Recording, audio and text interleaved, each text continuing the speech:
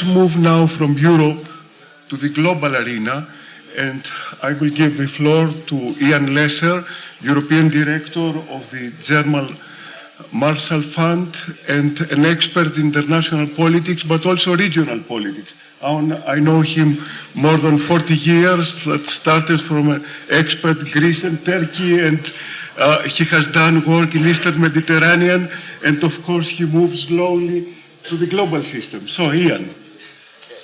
Do I do it from Yes, here? absolutely. Okay. Do these work or shall I use this? Maybe it's better. Both, actually. They both work. You hear me without this? No. Okay. Thank you very much for that introduction. I'm not sure it was 40 years, but it was at least 25 or 30 years. Anyway, we started as children. I think it's fair to say that when we started talking about these things, however many decades ago, we weren't facing the kind of chaos that we face today. And everyone has alluded to this. And let me just make 3 points, like others actually. And it's about that. The first is that this chaos, these very chaotic conditions that we see, not just in this region, but actually, frankly, globally, in my estimation, are not temporary phenomena.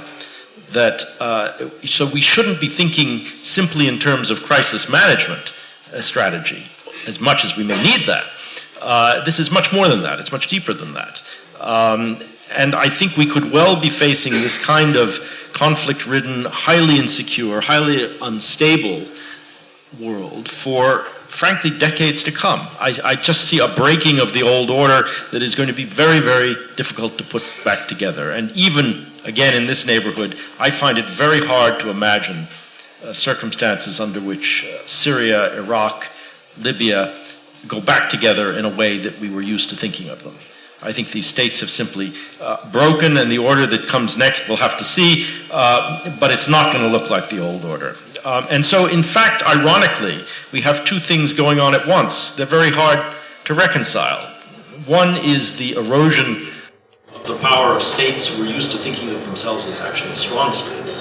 I include in this places like Egypt, but also in some other ways, even places like China. And at the same time, and you see this in Europe above all, a desire to renationalize.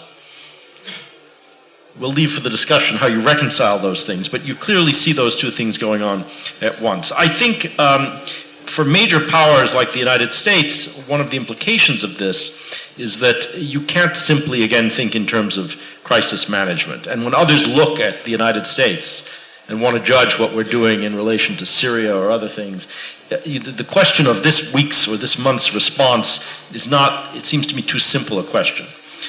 It's a question of a long game, as the Obama administration likes to talk about it. I don't think they're wrong about that. But the question is, if you're in this for the long haul, what kind of strategy is going to be sustainable? And you have to be very careful about where you spend that political and strategic capital. The second point I'd make maybe has specific application in this region, and that is, I think you see a lot of things happening which are going to be with us for a while. The return of old actors, like Russia, and the rise of new ones, like China, as regional actors far, far from their territory. Whether Russia is able to sustain this kind of engagement in the Middle East that it's come to, I'm not sure. I actually find this very dangerous, not because Russia may not have some legitimate interests in the region, but because we're now in totally unknown territory when it comes to risk reduction.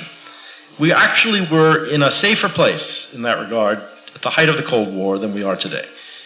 Certainly between the United States and Russia, but you see it even between Turkey and Russia now. So that risk of accidental conflict continues. Countries like China. China has a very ambitious policy of going west. One belt, one road. They may spend as much as $1 trillion on infrastructure that will physically bring them closer to Europe, closer to the Mediterranean. Whether they manage to do that or not, I'm not sure. If they're successful, or even partly successful in that, it's going to make China a player in this region in a way that we are only seeing the tip of now. It's also going to make China a stakeholder in the security in this region, because, of course, this is a road that will go in both directions. And, who knows what sort of security issues they're going to be importing by having these closer connections in the Western Mediterranean. but it will certainly make them a stakeholder. The third point, if you'll allow me as an American sitting in Brussels to say, a comment about the United States and our strategy, especially in Europe. It's impossible to have a discussion of this in Brussels without someone asking about pivots and pivots to Asia and implicitly some pivot away from European affairs. I think there is some truth to this. I mean, after all, the United States is by definition a bi-oceanic power and always has been. And maybe it's true that we're coming to the end of a 100-year pivot to Europe.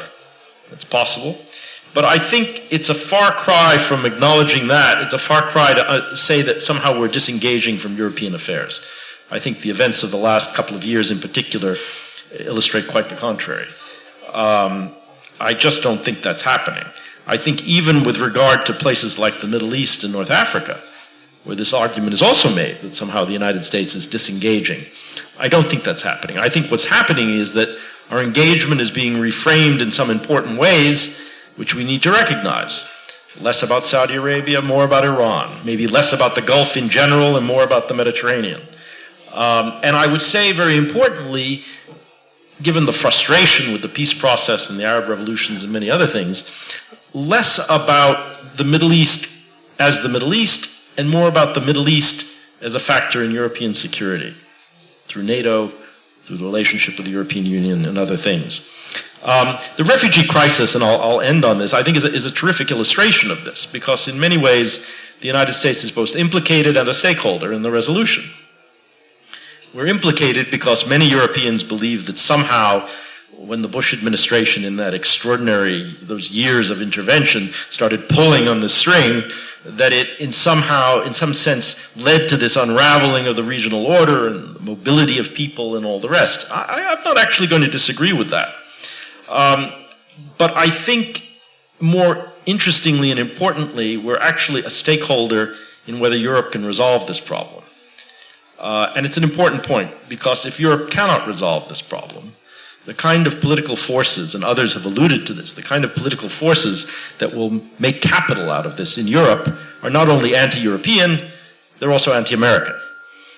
And that's a very bad scenario for the United States. A final point, and I'd end, is to say that if the US is even more than this, a stakeholder in the whole future of the European project in a very traditional sense. We're really attached to this idea.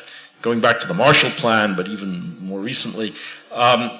Frankly, if you want to find unreconstructed supporters of the European project these days, you go to Washington. And I hope Europeans realize that as well. So thank you very much, and I look forward to the discussion.